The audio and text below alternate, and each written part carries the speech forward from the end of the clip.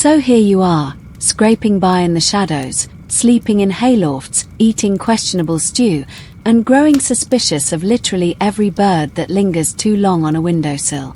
And it hits you. You are utterly, completely alone. Not just socially, existentially, spiritually, historically. There's no brotherhood, no league of shadows, no secret society of hooded comrades who pass you notes in invisible ink and meet beneath the cathedral to whisper about justice. That's fiction, friend. In reality, you've got a name that changes weekly, a pouch of half-melted coins, and a personal relationship with a dagger that's more loyal than any person you've ever met. You move from place to place, city to city, always one step ahead of gossip, guards, or the occasional pitchforked mob. And every time you get close to feeling settled, just for a second, maybe while sipping watered-down ale and listening to someone strum a lute, you remember, you're a ghost. A ghost with very real enemies.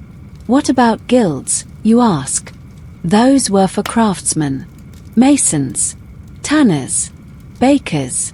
No one had the time or patience to set up a formal network for hired killers. You might stumble across a few fellow loners in your travels, eyes flicking toward you across a tavern room, giving the subtle nod that said, "I see you." But that was it. No meetings, no dues, no benefits.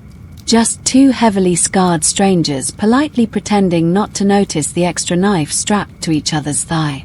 There's a fringe tale from the early 1300s about an assassin's market in Venice. Allegedly, killers for hire would gather in secret to auction off jobs, each one trying to outbid the others in stealth, creativity, or sheer boldness. But most scholars call this absolute baloney, a story likely invented by a Venetian merchant who once had his socks stolen and never got over it. Historians do still debate the existence of organized assassin networks in medieval Europe. Some argue small cliques of mercenaries might have banded together during wars, occasionally taking out key targets for extra gold. But that's not a guild. That's desperate soldiers making side money. You were freelance every time. And freelance meant vulnerable. No allies to back you up when a job went sideways. No one to trade intel with, or warn you that your latest client likes to settle debts with crossbow bolts. Just your own instincts and a vague sense that the bartender has been polishing the same mug for a little too long. It's not just physical isolation. It's mental. You don't talk about your work. Not just because it's dangerous, but because who would understand? Who could possibly relate to slipping through windows, poisoning goblets, watching a man breathe his last while you fade into the night like bad weather? Sometimes you think about writing it all down. A confession, a memoir, maybe even a manual for the next poor soul who finds themselves walking this path. But then you remember, anyone who reads it would either laugh, burn it, or use it as evidence at your trial. So the words stay in your head, echoing quietly as you walk the roads no one else dares take. And don't get sentimental about love either. Romantic entanglements. That's a one-way ticket to betrayal or tragedy. Maybe both. Anyone who loves you is either lying, doomed, or has terrible taste in companions. The few times you let someone close, it ended in blood. Sometimes theirs. Sometimes yours. Sometimes both, just to be extra dramatic. You don't even keep souvenirs. Too dangerous. A trinket from a dead client, a ring from a former target, those things carry stories. And stories get people curious. You can't afford curiosity. You can barely afford boots. The closest you get to comfort is familiarity. A certain route you favor through the woods. A bread seller who always nods without speaking. A ruined chapel where you once slept safely through a storm. Those become your constants. Your friends. Your home. And even those can disappear in a flash. Burned, sold, swallowed by war. You become good at vanishing. Not just physically, but from memory. You leave no trail, no legacy. If someone ever says your name, it's followed by a long pause and a quiet, "I heard he died." And maybe that's the strangest part of all. The best assassins are the ones no one remembers. Your highest achievement is becoming a rumor so faint that no one can prove you ever existed. Fame is death. Notoriety is doom. You are the opposite of a legend. You're the footnote scribbled in invisible ink on the back of history's ugliest page. So, you move. Quietly. Alone. Always. Because in your world, a friend is a risk, a team is a fantasy, and trust gets people killed. By now, you're probably thinking, surely the pay made up for all this. And to that, I say, oh, sweet summer child. Let's talk about the economy of murder, medieval edition. You'd expect a job that involves danger, discretion, and the possibility of dying covered in boiling oil to come with a generous paycheck, right? Something hefty, substantial, maybe enough to disappear to a quiet village and buy a cottage with goats. Reality check. Half the time, you got paid in lies. The other half, in coins that might not even be real. When you first started, maybe it was simple. Someone hands you a pouch of copper and points you toward a minor merchant who talked too much. But the moment you stepped into nobility tier contracts, things got shady fast. Your employer might promise gold upon completion. "I'll leave the pouch behind the old well," they say. "You'll find it wrapped in cloth." Spoiler, the well is empty, and the only thing wrapped in cloth is a dead chicken left by a confused pilgrim. Sometimes you'd get half up front, the rest after. Sounds fair. Until the second half never comes. Or worse, comes with strings. "Oh, you did well. But there's another job. Just one more, and I'll double your reward." You nod, because what's your other option? Arguing? The last guy who argued got promoted to floating in the river. And don't forget the clients who had no intention of paying at all. They used you like a tool and then discarded you the way most people discard apple cores, without a second thought. You became the loose end. And loose ends got tied off. With rope. Around the neck. In the dark. There's a fringe tidbit from a court record in 1382 where a servant testified that his master paid an assassin not in gold, but in a cloak, 3 loaves of bread, and a bottle of very strong wine. Was it a good cloak? Maybe. But that doesn't exactly buy you anonymity or a new life. Just mild warmth and a hangover. Historians still argue whether assassins had fixed rates. Some believe there were rough guidelines, 10 florins for a merchant, 20 for a noble, more for anyone who kept a body double or employed taster monks. But others suggest it was entirely negotiable, based on desperation, distance, and, occasionally, whether you were caught mid-negotiation trying to steal a horse. What made it worse was the quality of the coinage. Money in the Middle Ages was, let's call it unpredictable. Some coins were real silver, others were tin dipped in dreams. You'd bite one to test it and end up with a mouthful of lead. Or the minting was so bad the face looked more like a potato than a prince. You'd walk into a tavern, slap your earnings on the counter, and get a blank look. "What is this?" the barkeep would say. "Did you carve this out of old pewter?" And if you were paid well, genuine coin, heavy pouch, maybe even a gemstone or two, that just made you a bigger target. Now you had to worry about every beggar, brigand, and barmaid with sticky fingers. You couldn't spend the money openly, or someone might ask how a wandering scribe could afford a jeweled ring and new boots. So you hid it, buried it, split it into different pouches sewn into your cloak, your boots, your saddlebags, if you had a horse, which you didn't, because horses were expensive and left tracks. And more than once, you probably lost some of your stash during a frantic escape. Nothing says professional like retracing your steps through a swamp looking for the pouch you dropped while dodging arrows. Let's not forget the barter jobs. That's right. Some clients didn't pay in coin at all. You got livestock. A barrel of pickled fish. An IOU written in poor Latin by a man who was dead by the time you came to collect. One assassin famously received a night's lodging, a goat, and a widow's blessing. Sounds romantic until you realize the goat was diseased and the widow ran off with your boots. In your line of work, wealth wasn't measured in gold, it was measured in time. How long could you stay hidden? How many meals could you buy before someone got suspicious? How many days until the whispers caught up? You dreamed of getting rich. Who didn't? You told yourself that after this job, you'd buy land, start over, become a normal person with a normal name who didn't check every shadow for movement. But rich kept slipping further away, like a carrot tied to a very fast horse you couldn't afford to ride. You weren't in it for the money anymore. You were in it because you had no other choice. The jobs kept coming, and the pay, when it came, was just enough to keep you breathing, never enough to stop. So next time someone says, assassins must have been well paid, just remember, you once killed a duke and got paid in a wheel of cheese and a hastily drawn treasure map that led directly to disappointment. Let's say, somehow, miraculously, a job actually goes well. The mark falls over conveniently, no dogs bark, no doors creak, no guards decide to do their job for once.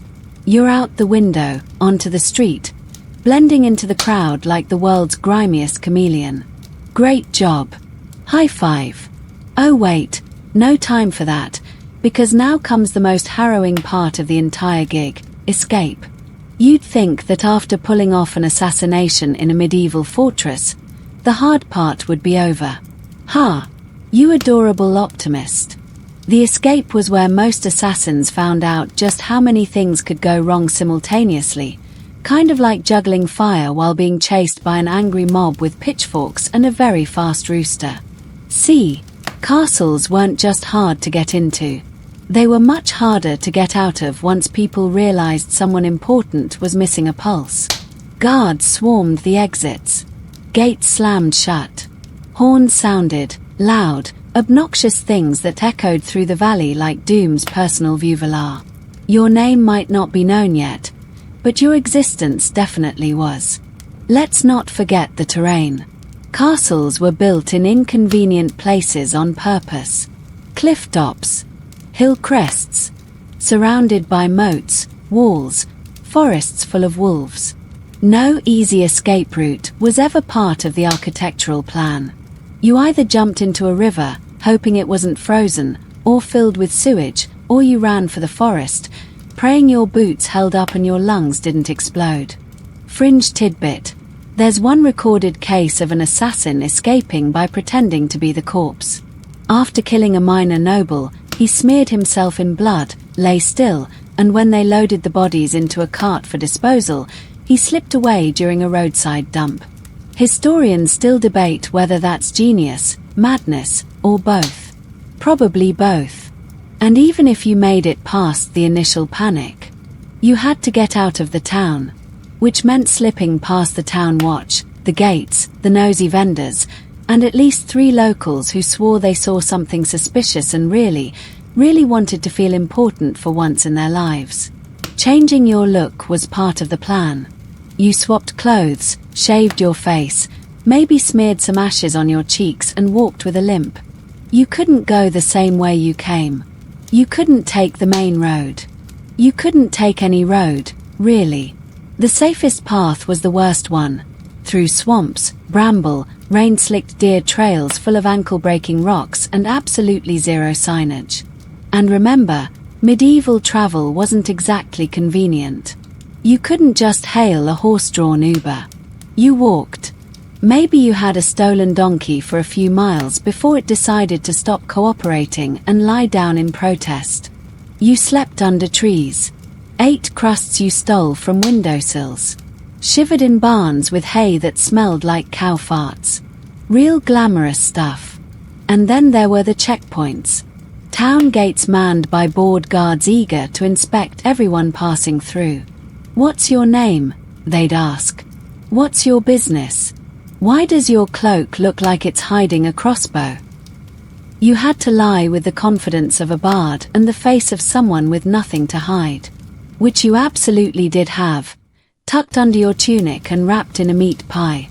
One wrong answer, one too long stare, and you were yanked aside, searched, questioned, and, if your luck had truly run out, shackled and tossed into the nearest holding pit. You'd try to talk your way out. Maybe offer a bribe.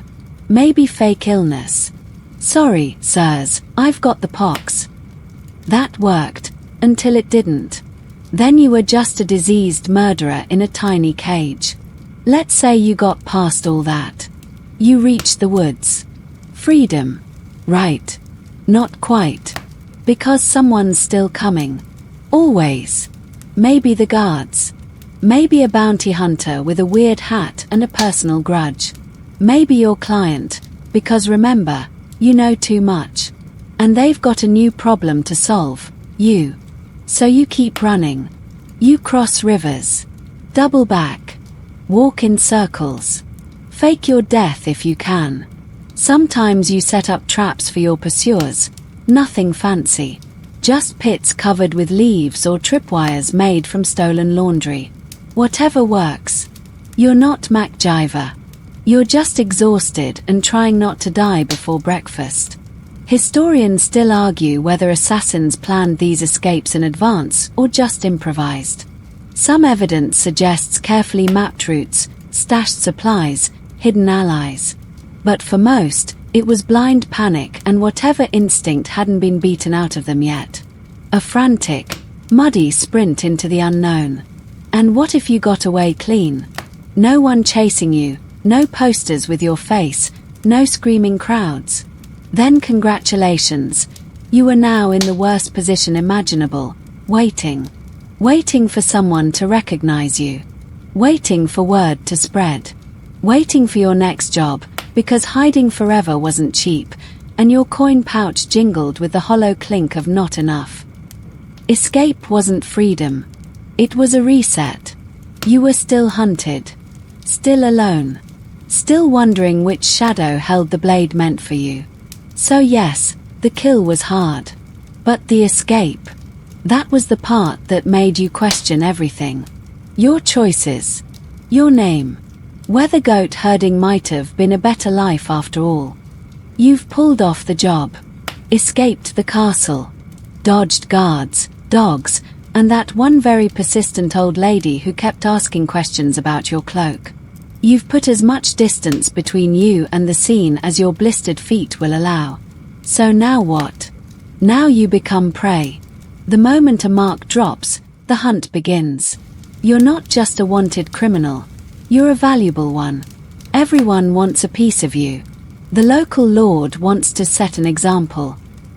The town council wants peace of mind. The church wants to prove that divine justice still exists. And your client? Oh, they definitely want you dead. Preferably before you get any ideas about double-crossing them. And the reward? Substantial. Because let's face it, assassins aren't just thieves or highwaymen. You didn't steal bread. You didn't rob a cart. You took a life. And not just any life, but someone deemed important. That bumps your bounty up into the realm of you're worth more dead than most people are alive. So every town you enter, every inn you sleep in, every market stall you pass becomes a trap waiting to be sprung. Faces look too long. Questions feel too pointed. And you begin to realize that it's not paranoia if they really are out to get you. Sometimes you spot them, actual bounty hunters. Not the romantic kind with clever disguises and witty banter. No, these were rough men with broken teeth and worse hygiene. Or they were soldiers on leave, sniffing around for a side hustle. Or sometimes, worst of all, they were fellow assassins. Less skilled, maybe, but desperate, and willing to slit your throat for half your fee. There's a fringe story about one killer who made it 2 years after a high-profile job. Hid in the woods. Changed names. Worked as a pig herder. But eventually someone recognized him by the way he limped, and that was it. His head showed up on a pike 3 days later. The pigs lived. The man, not so much. Historians still argue about how many assassins were actually caught this way. Some say most were never identified, ghosts who vanished into legend. Others claim records show dozens, if not hundreds, executed for seditious killing, a term vague enough to mean anything from political murder to giving the bishop a dirty look. But we know this: if you stayed in one place too long, they found you. So you became a traveler. Not by choice, but necessity. You didn't just pass through towns, you slid through them, unnoticed. Never stayed more than a night. Paid in advance. Sat near the door. Never drank too much. Never flirted too hard. Every interaction was measured. Controlled. Just enough to seem normal. Never enough to be remembered. And still, it didn't matter. You left behind traces. Footprints. Whispers. A girl at the inn who swears your smile was familiar. A merchant who noticed the callus on your sword hand. A priest who didn't like the way you watched people eat. Because being hunted isn't just about being found. It's about being guessed. Suspected. And in a world that doesn't need much proof to tie a rope around your neck, suspicion is more than enough. You started changing everything. Your walk. Your voice. How you held a spoon. You stopped using names entirely. Just nods and gestures and the occasional grunt. The fewer details you gave, the less they could use against you. You even changed your laugh. Shorter now. More nasal. Less distinctive. You avoided eye contact. Stopped staying in rooms with windows. Slept sitting up. Ate only what you cooked yourself, or what you saw prepared with your own eyes. And even then, you tasted it like a food taster with severe trust issues. Which you were, actually. Worst of all, you started seeing enemies everywhere. That boy with the cart. A spy. That old man at the market. Watching too closely. The dog that won't stop barking. Definitely been trained to sniff you out. You tried to convince yourself you were being cautious. Realistic. But deep down, you knew it. The job had broken something in you. Even nature betrayed you. The crunch of leaves underfoot. The sudden silence of birds. The way the wind changed when someone else was nearby. You stopped enjoying landscapes. Forests weren't peaceful. Rivers weren't scenic. Every tree was a hiding place. Every bridge, a potential ambush. And sometimes, despite all your efforts, they caught up. Not the main force. Not a dozen guards with torches and drums. Just one. A dagger in the dark. A whispered name you hadn't used in years. And if you were lucky, you got away. Bleeding. Limping. But breathing. And if you weren't, well, someone else would find your body in the woods. Wonder who you were. Why you had 5 different coins in your pouch and 3 names stitched into your cloak. And they'd bury you in silence, not knowing they'd just laid to rest a man whose only legacy was a trail of deaths and a very short list of people who never knew his real name. So no, escape wasn't the end. It was just the beginning of another nightmare. Because once you succeeded, you weren't a hero. You were a target. A walking price tag with a sword. Here's something no one tells you when you first become a medieval assassin. Every job makes the next one harder. Not just in skill or complexity, but in pressure. Because each success raises your profile, and each failure tightens the noose around your neck. Every time you pull it off, people expect more. And every time you even think about hesitating, the stakes double. Your first kill. Maybe it was some shady merchant who crossed the wrong guild. You were nervous, clumsy, but lucky. Nobody noticed. You got paid in questionable silver and managed to eat better than moldy crusts for a week. Great. That gave you the one thing you should never have in this business. Confidence. After that, it escalates. The names get more important. The locations get harder. And the watchers, they multiply. Because now, people know you exist. You're not just a whisper in a back room. You're an actual threat. People start locking their windows, sleeping with blades under their pillows, assigning guards to their chamber pots. You've graduated. Congratulations. You are now the problem everyone is preparing for. There's a fringe story about a nobleman who had so many failed assassination attempts against him that he took to wearing full armor to bed. Historians still argue whether he died of rust or suffocation. You start to notice patterns. Doors take longer to open. Servants glance at you twice. Even the dogs look at you like they've heard stories. Every mission, you think, this might be the one I don't walk away from. And one day, you'll be right. Because unlike a knight or a mercenary, you don't get public recognition. You don't build a reputation that gets you better contracts. You build infamy, a shadow on your back that grows heavier with every corpse. And with that shadow comes risk. Your methods stop working. That trick with the hidden vial of poison. They're checking drinks now. The chimney route. Blocked. The servant disguise. That role's now filled by the Lord's cousin, who's 6 feet tall and built like a warhorse.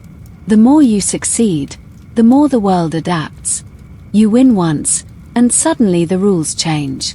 Even your own body rebels. You've been stabbed, burned, bruised, and nearly drowned. You have a limp that flares up in cold weather. Your right hand shakes when you're tired. That shoulder wound from the gatehouse guard? Never healed right. And still, the next job comes. But you can't say no. Because saying no means someone else gets the job, and might tell them what you know. Or worse, your client sees refusal as betrayal. So you nod, accept the job, and start the awful routine all over again. Sketching routes. Studying guards. Figuring out which of the Duke's mistresses might leave a window open. And all the while, the pressure mounts. Every success is a curse. Kill a bishop, and now the church wants your head. Poison a noble, and now their family swears vengeance. Assassinate a warlord, and now you're an unofficial participant in an actual war. You're not moving quietly anymore. You're navigating a minefield with a blindfold and one boot. You start taking jobs you shouldn't. Not because you want to, but because you have to. To stay relevant. To stay feared. Because the moment people stop believing you're dangerous, you're just a man in a cloak with too many enemies and no friends. One historian compared the life of an assassin to that of a juggler on a sinking ship, always performing, always adjusting, always wet. And like a juggler, you couldn't drop anything. Ever. There's no retirement plan. No one last job with a big payoff and a peaceful exit. That's fantasy. What actually happens is this: you either get caught, get killed, or one day, you walk into a job thinking this one's easy, and don't walk back out. You start dreaming of things that aren't jobs. Maybe a small farm. A dog. A quiet life where no one expects you to be anything but a name on a tax roll. But then you wake up, cold sweat soaking your shirt, hand clutching the knife under your blanket. And you realize that dream isn't yours anymore. It belongs to someone else. Someone who died the moment you picked up your first blade. So every new job becomes less about the kill and more about survival. Less about gold, more about buying time. You're not rising in the ranks. There are no ranks.